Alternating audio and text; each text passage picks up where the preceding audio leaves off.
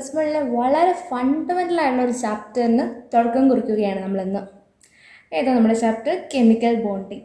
ഒരുപാട് ചാപ്റ്റേഴ്സിന് ഇത് ഫണ്ടമെൻ്റലാണ്. ഈ ചാപ്റ്റർ മനസ്സിലാക്കി പഠിച്ചാൽ മാത്രമേ പല ചാപ്റ്ററുകളും നമുക്ക് നേരെ മനസ്സിലാകത്ത പോലും ഉള്ളൂ. അങ്ങനത്തെ ഒരു ചാപ്റ്ററാണ് ഇത് നമ്മുടെ കെമിക്കൽ ബോണ്ടിങ്. ഓക്കെ, നമ്മൾ പൊതുവെ ആറ്റംസ് നോക്കുകയെന്ന് വെച്ചോ. ആറ്റംസ് ജനറലായിട്ട് ഇങ്ങനെ ഐസൊലേറ്റഡ് ഫോമായിട്ട് നമുക്ക് കാണാനായിട്ട് സാധിക്കത്തില്ല. ഇങ്ങനെ ഓരോ എച്ചായിട്ട് ഒരു O ആയിട്ട് ഒരു F ആയിട്ട് നമുക്ക് കാണാനായിട്ട് സാധിക്കത്തില്ല. മിക്ക കേസിൽ നോക്കുകയാണെങ്കിൽ അവർ കമ്പൈൻഡ് ആയിട്ട് ഒരു ഗ്രൂപ്പ് ഫോം ചെയ്തിട്ടായിരിക്കും നിൽക്കുന്നത്. അവർ കമ്പൈൻഡ് ആയിട്ട് ആറ്റംസ് തമ്മിൽ കമ്പൈൻ ചെയ്ത് ഒരു ഗ്രൂപ്പായിട്ടായിരിക്കും നിൽക്കുന്നത്. ബട്ട് എക്സെപ്ഷൻസ് ഉണ്ട്. ഏതൊക്കെ? നമുക്ക് നമ്മുടെ നോബിൾ ഗ്യാസസായ ഹീലിയം, നിയോൺ, ആർഗൺ, ക്രിപ്റ്റൺ, അതൊക്കെ എന്ന് വെച്ചാൽ എക്സെപ്ഷൻസ് ആണ്. അവരൊക്കെ ഐസൊലേറ്റഡ് ഫോമിലായിട്ട് നമുക്ക് കാണാൻ സാധിക്കും. ബട്ട് അല്ലാതെയുള്ള ആറ്റംസ് ജനറലായിട്ട് നമ്മൾ നോക്കുകയാണെങ്കിൽ അവരെ നമ്മൾ ഇങ്ങനെ ഐസൊലേറ്റഡ് ഫോമിലായിരിക്കില്ല, അവരോരോ ഗ്രൂപ്പുകളായിട്ടായിരിക്കും നമുക്ക് കാണാനായിട്ട് സാധിക്കുക. ഓക്കെ, ഇങ്ങനെ ഇവർ ഗ്രൂപ്പായിട്ട് നിൽക്കണമെങ്കിൽ ഇവർക്കിടയിൽ എന്തെങ്കിലും ഒരു ഫിസിക്കൽ ഫോഴ്സ് ഓഫ് അട്രാക്ഷൻ വല്ല വേണം അല്ലേ? അപ്പോൾ അങ്ങനെയുള്ളൊരു ഫിസിക്കൽ ഫോഴ്സ് ഓഫ് അട്രാക്ഷനെ പറ്റിയിട്ടാണ് നമ്മൾ നോക്കാൻ പോകുന്നത്. അങ്ങനെയുള്ളൊരു ഫിസിക്കൽ ഫോഴ്സ് ഓഫ് അട്രാക്ഷൻ അല്ലെങ്കിൽ ഒരു അട്രാക്റ്റീവ് ഫോഴ്സ് പല അയോൺസിനെയും ആറ്റംസിനെയും ഒക്കെ തമ്മിൽ ഈ കോൺസ്റ്റന്റ് മെറ്റീരിയൽസ് ഉണ്ടല്ലോ. കോൺസ്റ്റന്റ് മെറ്റീരിയൽസ് എന്ന് പറയുമ്പോൾ നമ്മൾ എന്തൊക്കെയാണ്? ആറ്റംസ്, അയോൺസ്, അങ്ങനെ പല ആയിരിക്കും കോൺസ്റ്റന്റ് മെറ്റീരിയൽസ് വരുന്നത്. അപ്പോൾ ഈ പല ആറ്റംസിനെയും പല അയോൺസിനെയൊക്കെ തമ്മിൽ ഹോൾഡ് ചെയ്ത് വെക്കുന്നത്, തമ്മിൽ കമ്പൈൻ ചെയ്ത് അല്ലെങ്കിൽ തമ്മിൽ ഗ്രൂപ്പ് ഫോം ചെയ്യാനായിട്ട് വെക്കുന്ന ഒരു അട്രാക്റ്റീവ് ഫോഴ്സ് വന്നാലേ ഇവരൊരു ഗ്രൂപ്പായിട്ടൊക്കെ നിൽക്കുകയുള്ളൂ അല്ലേ?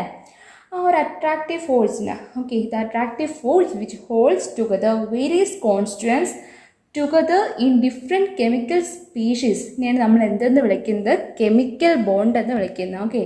എന്തിനെ നമ്മൾ കെമിക്കൽ ബോണ്ട് എന്ന് വിളിക്കുന്നത്? The attractive force which holds together various constituents എന്ന് പറയുമ്പോൾ ഇതൊക്കെ വരും ആറ്റംസ്, അയോൺസ്, അങ്ങനെ പലതും അല്ലേ? Together in different chemical species is called A chemical bond. ഈ കെമിക്കൽ ബോണ്ടുകൾ തന്നെ പലതരത്തിലുണ്ട്. ഒന്ന് പറയുന്നത്, ഒരു കാറ്റഗറി പറയുന്നത് ഇൻ്റർ അറ്റോമിക് ആണ്. ഇൻ്റർ അറ്റോമിക് എന്ന് വെച്ചാൽ ബിറ്റ്വീൻ ടു ആറ്റംസ് ആണ് ഇൻ്റർ അറ്റോമിക് എന്ന് പറയുന്നത്. നമുക്ക് ഇൻ്റർ എന്ന് പറയുന്ന വേർഡ് കൊണ്ട് തന്നെ അതാണല്ലോ മീൻ ചെയ്യുന്നത്. ബിറ്റ്വീൻ ടു എന്ന രീതിയിലല്ല അവിടെ വരുന്നത്, അല്ലെങ്കിൽ ബിറ്റ്വീൻ ടു അല്ലെങ്കിൽ ഓർ മോർ എന്ന് പറയാം. കാര്യം എന്ന് വെച്ചാൽ നമ്മളിപ്പം പറയുമല്ലോ ഇൻ്റർനാഷണൽ കോമ്പറ്റീഷൻ എന്ന് പറയുമല്ലോ. ഇൻ്റർനാഷണൽ കോമ്പറ്റീഷൻ എന്ന് പറയുമ്പോൾ ബിറ്റ്വീൻ ടു നേഷൻസ് അല്ലെ അവിടെ, അല്ലെങ്കിൽ 2-3 കൺട്രീസ്, അല്ലെങ്കിൽ ഒരുപാട് കൺട്രീസ്, അല്ലെങ്കിൽ അങ്ങനെ അങ്ങനെ ഒരുപാട് കൺട്രീസ് തമ്മിലൊക്കെ ആയിരിക്കില്ല ആ ഒരു കോമ്പറ്റീഷൻ വരുന്നത്. അതിന് നമ്മൾ ഇൻ്റർനാഷണൽ കോമ്പറ്റീഷൻസ് പറയും. പിന്നെ നമ്മൾ വിത്തിൻ കൺട്രി ഉള്ളതിന് പ്രത്യേകിച്ചൊന്നും പറയത്തില്ല, നാഷണൽ കോമ്പറ്റീഷൻ എന്ന് പറയത്തേ ഉള്ളൂ അല്ലേ? ബട്ട് അതിനും ഒരു പേരുണ്ട്, ഇൻട്രാ എന്ന് പറയും കേട്ടോ. ഇൻട്രാന്ന് വരും. അപ്പോൾ ഇൻ്ററും ഇൻട്രായും അത് മനസ്സിലാക്കാൻ വേണ്ടി ഞാൻ പറഞ്ഞതന്നേ ഉള്ളൂ. ഇൻ്റർ എന്ന് വെച്ചാൽ എന്തോ ബിറ്റ്വീൻ ടു അല്ലെങ്കിൽ ബിറ്റ്വീൻ ടു ഓമോ അങ്ങനെ വന്നിട്ട് വരും. ഇപ്പം ഇൻ്റർ ആറ്റോമിക് ആണെങ്കിൽ ആറ്റംസിനിടയിൽ എന്ന രീതിയിൽ, ആറ്റംസ് ഇൻ ബിറ്റ്വീൻ ആയിട്ട് അങ്ങനെ വരും. ഇൻട്രാ എന്ന് വെച്ചാൽ വിത്തിൻ എന്നാണ് അവിടെ മീനിങ് വരുന്നത്. ഈ 2 വേർഡ്സ് ഒന്ന് മനസ്സിലാക്കി വെച്ചേക്കും. നമുക്ക് ഒരുപാട് സ്ഥലങ്ങളിൽ ഇമ്പോർട്ടൻ്റ് ആണ്. നിങ്ങൾക്ക് അറിയാവുന്നത് തന്നെയാണ്, എന്നാലും ചേർക്കെങ്കിലും ചിലപ്പോൾ ഒരു ഡൗട്ട് വരുന്നതുകൊണ്ടായിരിക്കുമല്ലോ, അവരുടെ ആ ഡൗട്ട് ക്ലിയർ ആനായിട്ടാണ്. അപ്പോൾ ഇവിടെ 2 ടൈപ്പാണ്. ഏതൊക്കെയാണ്? ഒന്ന് വെച്ചാൽ ഇൻ്റർ അറ്റോമിക് എന്ന് പറയുമ്പോൾ ആറ്റംസിന് ബിറ്റ്വീൻ ആയിട്ടുള്ള ആറ്റംസ് തമ്മിലുള്ള. നെക്സ്റ്റ് വന്നിട്ട് ഇൻ്റർ മോളിക്കുലർ മീൻസ് നമുക്ക് പേര് തന്നെ മനസ്സിലാക്കാം എന്താണെന്ന് പറയുന്നത്, മോളിക്യൂൾസ് തമ്മിലുള്ള. അപ്പം ആറ്റംസ് തമ്മിലുള്ള ബോണ്ട് നമ്മൾ മനസ്സിലാക്കുന്നുണ്ട്, കെമിക്കൽ ബോണ്ട് മനസ്സിലാക്കുന്നുണ്ട്, മോളിക്യൂൾസ് തമ്മിലുള്ളത് മനസ്സിലാക്കണം. അതിൻ്റെ 2 കാറ്റഗറി ആയിട്ട് തിരിച്ചേക്കുവാണ്. അപ്പോൾ ഇൻ്റർ അറ്റോമിക്കിൽ ഏതൊക്കെയാണ് വരുന്നത് നോക്കാം. ഇൻ്റർ അറ്റോമിക്കിൽ വരുന്ന 4 എണ്ണമാണ്. ഒന്ന് വന്നിട്ട് അയോണിക് ബോണ്ട് അതിൻ്റെ അകത്ത് വരുന്നുണ്ട്. അയോണിക് ബോണ്ട്സ് പേരിൽ നിന്ന് നമുക്ക് മനസ്സിലാക്കാം ബിറ്റ്വീൻ ടു അയോൺസ് ആണ്. 2 അയോൺസ് തമ്മിലുള്ള ബോണ്ടാണ് ഏത് വരുന്നത്? അയോണിക് ബോണ്ട് വരുന്നത്. നെക്സ്റ്റ് വന്നിട്ട് കോലൻ ബോണ്ട് എന്ന് വെച്ചാൽ അത് ഷെയറിങ് വഴി ഉണ്ടാക്കുന്ന ഒരു ബോണ്ടാണ്. ഷെയറിങ് ഓഫ് ഇലക്ട്രോൺസിൻ്റെ ഷെയറിങ് വഴി ഉണ്ടാക്കുന്ന അല്ലെങ്കിൽ ക്രിയേറ്റ് ചെയ്യുന്ന ഒരു ബോണ്ടിനെയാണ് നമ്മൾ എന്തെന്ന് വിളിക്കുന്നത്? കോവലൻ ബോണ്ട് എന്ന് വിളിക്കുന്നത്. മൂന്നാമത്തെ പറഞ്ഞിരിക്കുന്നത് കോർഡിനേറ്റ് ബോണ്ടാണ്. കോർഡിനേറ്റ് ബോണ്ടിനെ നമ്മൾ കോവലൻ ബോണ്ടിൻ്റെ ഒരു ടൈപ്പായിട്ട് നമ്മൾ പറഞ്ഞു വെക്കാറുണ്ട് കേട്ടോ. കാര്യം എന്താണെന്ന് വെച്ചാൽ ഈ കോർഡിനേറ്റ് ബോണ്ടിങ്ങിലും ഷെയറിങ് തന്നെയാണ്. ഷെയറിങ്ങിലൂടെ തന്നെയാണ് ബോണ്ട് ഉണ്ടാക്കുന്നത്. ബട്ട് ഇവിടെ ഒരു സ്പെഷ്യാലിറ്റി ഉള്ളതെന്ന് വെച്ചാൽ ഇപ്പോൾ 2 ആറ്റംസ് തമ്മിലാണ് ഒരു ബോണ്ട് ഉണ്ടാക്കുന്നത് വെച്ചോ. ആ ഒരു ആറ്റം തന്നെയാണ് 2 ഇലക്ട്രോണിനെയും കൊടുത്ത് ഒരു ബോണ്ടായിട്ട് ഫോം ചെയ്യുന്നത്. ഇപ്പം ഒരാറ്റം വന്നിട്ട് മറ്റൊരു ആറ്റമായിട്ട് ബോണ്ട് ഉണ്ടാക്കണമെന്ന് വെച്ചോ.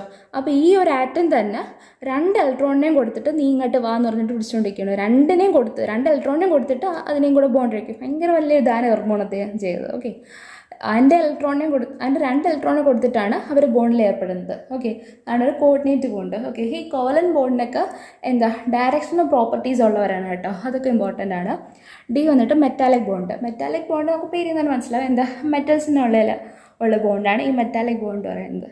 നമ്മൾ കഴിഞ്ഞ ചാപ്റ്ററിൽ പീരിയോഡിക് ക്ലാസിഫിക്കേഷൻ നമ്മൾ ഡിസ്കസ് ചെയ്തപ്പോൾ തന്നെ ഇങ്ങനെ പല radius, Kovalan radius, metallic radius അങ്ങനെയൊക്കെ പറ്റി പറഞ്ഞിരുന്നപ്പം ഈ ഇതിനെ പറ്റിയൊക്കെ ചെറിയ രീതിയിലൊരു ഇൻട്രഡക്ഷൻ പോലെയൊക്കെ പറഞ്ഞിട്ടുണ്ടല്ലേ. ഓക്കെ, അപ്പോൾ അതൊന്ന് കണ്ടു നോക്കുക കേട്ടോ. അറ്റോമിക് റേഡിയസ്, ഓക്കെ, പീരിയോഡിക് ക്ലാസിഫിക്കേഷൻ്റെ അറ്റോമിക് റേഡിയസ് എന്ന് പറഞ്ഞൊരു പാർട്ടുണ്ട്. ആ പാർട്ടിലൊക്കെ നമ്മൾ ഡീറ്റെയിൽ ആയിട്ട് പറഞ്ഞിട്ടുണ്ടായിരുന്നു. ഓക്കെ, ഡീപ്പ് ഡീറ്റെയിൽ പോയിട്ടില്ല, എന്നാലും അത്യാവശ്യം വേണ്ട കാര്യങ്ങളൊക്കെ കുറച്ചൊക്കെ പറഞ്ഞിട്ടുണ്ടായിരുന്നു. ഇനി നമ്മൾ ഡെയിലിയും ഇതിലേക്ക് വരും. ഓക്കെ, തൽക്കാലം ഈ ബോണ്ടിൻ്റെ ഏതൊക്കെയാണെന്ന് ഒന്ന് മനസ്സിലാക്കി വെച്ചിരുന്നു. അതൊക്കെ ഇൻട്രാറ്റോമിക്, ഇൻ്റർമോളിക്കുലർ. ഓക്കെ, ഇൻട്രാറ്റോമിക് നമ്മൾ പറഞ്ഞു കഴിഞ്ഞു. ഇൻ്റർമോളിക്കുലർ നോക്കാം. ഓക്കെ, ഇൻ്റർമോളിക്കുലർ നോക്കുമ്പോൾ അവിടെ 2 എണ്ണമാണ് വരുന്നത്.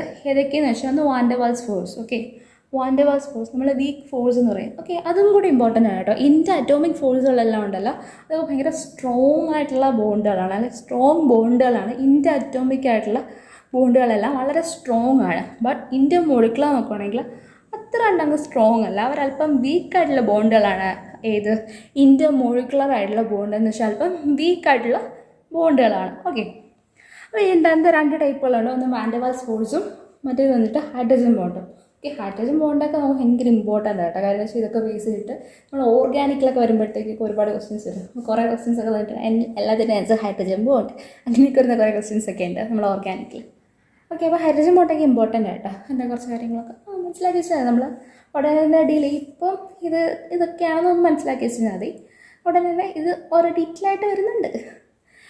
ഓക്കെ, അപ്പോൾ van der Waals force. Okay, van der Waals ഫോഴ്സിൽ 5 ടൈപ്സുകളുണ്ട്. ഓക്കെ, അതൊക്കെ നമ്മൾ ഡീറ്റെയിൽ ആയിട്ട് നമ്മൾ +2ലും പഠിക്കുന്നുണ്ട്. ഓക്കെ, +2ൽ സോളിഡ് സ്റ്റേറ്റ്, ഇപ്പോഴും അത് +1ലെ ടോപ്പിക് ആക്കിയെന്ന് തോന്നുന്നു അല്ലേ. ഓക്കെ, സോളിഡ് സ്റ്റേറ്റ് എന്ന ടോപ്പിക്കിലും നമ്മൾ പഠിക്കുന്നുണ്ട്. ഓക്കെ, ദെൻ ഹൈഡ്രജൻ ബോണ്ടാണ് പറഞ്ഞിരിക്കുന്നത്. ഹൈഡ്രജൻ ബോണ്ടിനും പിന്നെ 2 ഡിവിഷൻസ് ഉണ്ട്, ഇൻ്റർമോളിക്കുലർ എന്നും ഇൻട്രാമോളിക്കുലർ എന്നും. ഓക്കെ, ഇപ്പം ഇൻ്ററും ഇൻട്രാ എന്താണെന്ന് മനസ്സിലായി കാണുമല്ലോ ഞാൻ പറയാതെ തന്നെ. ഇൻ്റർ 2 മോളിക്യൂൾസ് തമ്മിലുള്ള ഹൈഡ്രജൻ ബോണ്ടും ഇൻ്റർ എന്ന് പറയുമ്പോഴേ, ഇൻ്റർ എന്ന് വെച്ചാൽ വിത്തിൻ ഒരു മോളിക്യൂളിൽ തന്നെ വരുന്ന ഹൈഡ്രജൻ. എന്തുകൊണ്ടാണ് ഈ ആറ്റംസ് ഗ്രൂപ്പായിട്ട് കാണുന്നത്, അവർ ഒറ്റയ്ക്കായിട്ട് കാണാത്തത് എന്താ? ഏതൊരു വസ്തുവായാലും, നമ്മുടെ യൂണിവേഴ്സിലുള്ള ഏതൊരു വസ്തുവായാലും അവരെല്ലാവരും എന്തിനു വേണ്ടിയിട്ടാണ് ശ്രമിക്കുന്നത്? സ്റ്റെബിലിറ്റി അറ്റൈൻ ചെയ്യാൻ വേണ്ടിയിട്ടാണല്ലേ ശ്രമിക്കുന്നത്. നമുക്കറിയാം എനർജി സ്റ്റെബിലിറ്റി ഇൻവേഴ്സ്ലി റിലേറ്റഡ് ആണ്. അപ്പോൾ സ്റ്റെബിലിറ്റി കൂടണമെങ്കിൽ എനർജി കുറയണം, ശരിയല്ലേ? അപ്പോൾ ഈ ആറ്റംസ് കമ്പൈൻ ചെയ്ത് കെമിക്കൽ ബോണ്ടുകൾ ഉണ്ടാകുമ്പോഴത്തേക്ക് അവിടെ എനർജി റിലീസ് ചെയ്യാണ് ചെയ്യുന്നത്. ഓക്കെ, എനർജി കുറയും. ഓക്കെ, അപ്പോൾ എനർജി കുറയുമ്പം സ്വാഭാവികമായിട്ട് അതിൻ്റെ സ്റ്റെബിലിറ്റി ഇൻക്രീസ് ചെയ്യും. അതുകൊണ്ടാണ് ഈ ആറ്റംസ് ജനറലി എന്തുണ്ടാക്കുന്നത്, ഗ്രൂപ്പ്സ് ആയിട്ട് ഫോം ചെയ്യുന്നത്. ഓക്കെ, ഗ്രൂപ്പ്സ് ഫോം ചെയ്യുന്ന ഇങ്ങനെ കെമിക്കൽ ബോണ്ട് ഉണ്ടാക്കി ഒരു ഗ്രൂപ്പായിട്ട് ഫോം ചെയ്യുന്ന ഓരോ മോളിക്യൂൾസ് ആയിട്ട് അല്ലെങ്കിൽ കോമ്പൗണ്ട്സ് ആയിട്ട് ഓരോ ആറ്റംസ് എക്സിസ്റ്റ് ചെയ്യുന്നതിൻ്റെ കാരണം അതാണ്.